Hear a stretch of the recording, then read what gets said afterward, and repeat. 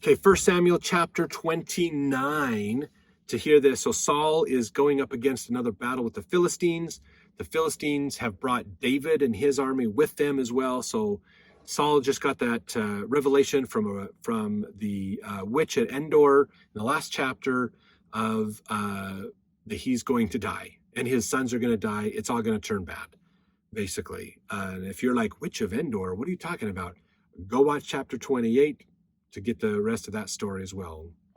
So verse 1, now the Philistines gathered together all their armies to Aphek, and the Israelites pitched by a fountain which is in Jezreel. Verse 2, the lords of the Philistines passed on by hundreds and by thousands, but David and his men passed on in the rearward with Achish. So the Philistines, majority of the Philistine army is in the lead. They put David and his men in the back, and Achish is back there with him. Verse 3, then said the princes of the Philistines, what do these Hebrews hear? And Achish said unto the princes of the Philistines, is not this David, the servant of Saul, the king of Israel, which hath been with me these days or these years? And I have found no fault in him, since he fell unto me unto this day. So the princes are going, why are these Hebrews marching with us? What's going on? So they're probably a little leery that there's some kind of a trap or some kind of something's going to happen to them here. And Achish is like, no, they've actually lived with us in Gath. This is David.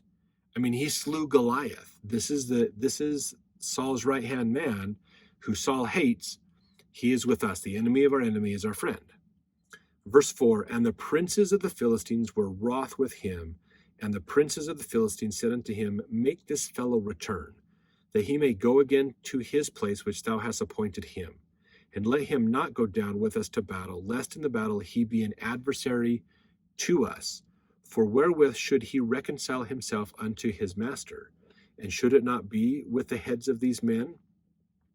Is not David, of whom they sing to one another in dances, saying, Saul slew his thousands and David his 10,000s? So they're all going, look, we don't trust David. We don't trust this. This isn't good. We're afraid that in the middle of battle, he is going to reconcile himself with his king, Saul, and turn on us and go against us. And so send him away. Get rid of him, basically. We don't want him around. Now, this is interesting, actually, because this is basically a similar argument that a lot of people had against the Japanese Americans during World War II.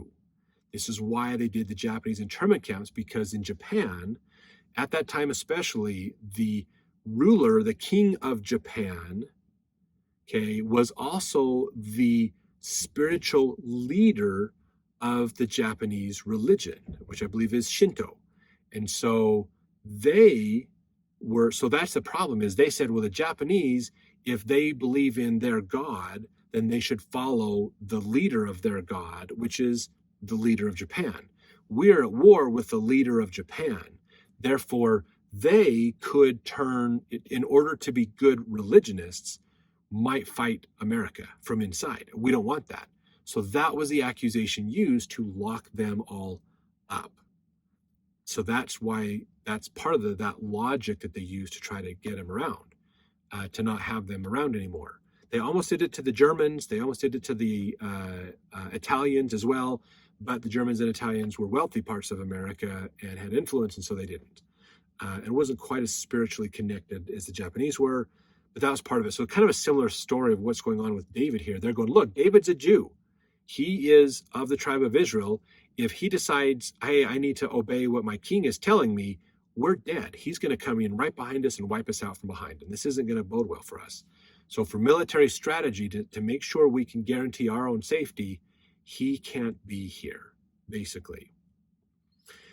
So verse 6, then Achish called David and said unto him, surely as the Lord liveth, thou hast been upright, and thy going out and thy coming in with me in the host is good in my sight. For I have not found evil in thee since the day of thy coming unto me unto this day. Nevertheless, the Lord's favor thee not. Wherefore now return and go in peace, that thou displease not the lords of the Philistines. So Achish goes to David and goes, hey, David, look, man, I know you and I are good. You have treated me well. I have never found a reason to hate you or despise you at all. I know you're an Israelite. but you have done well with us, and you have worked with us. It's been wonderful, and I want you with us. But the rest of the Philistine leaders don't want you here. They don't trust you the way I do. So I'm going to ask you to appease them. I need you to go home. Go back to the place that I've given you near Gath, basically. In verse 8, and David said unto Achish, but what have I done? And what hast thou found in thy servant, so long as I have been with thee unto this day, that I may not go fight against the enemies of my lord the king? So David's going, but what are you talking about? I am a faithful servant of you. You know I would be here to help you. The enemy of my enemy is my friend. I'm here to protect you. I've told you I will protect you, and I'm going to do this. I have done nothing wrong. And that's what's going on here. So verse 9, and Achish answered and said to David, I know that thou art good in my sight as an angel of God. Notwithstanding, the princes of the Philistines have said, he shall not go up with us to the battle. Wherefore, now rise up early in the morning with thy master's servants that are come with thee, and as soon as ye be up early in the morning and have light, depart. So David and his men rose up early to depart in the morning to return into the land of the Philistines, and the Philistines went up to Jezreel. So again, Achish was like, look, I understand, David. I understand. It's not my decision. They don't want you here because they don't trust you like I trust you. So just take your men.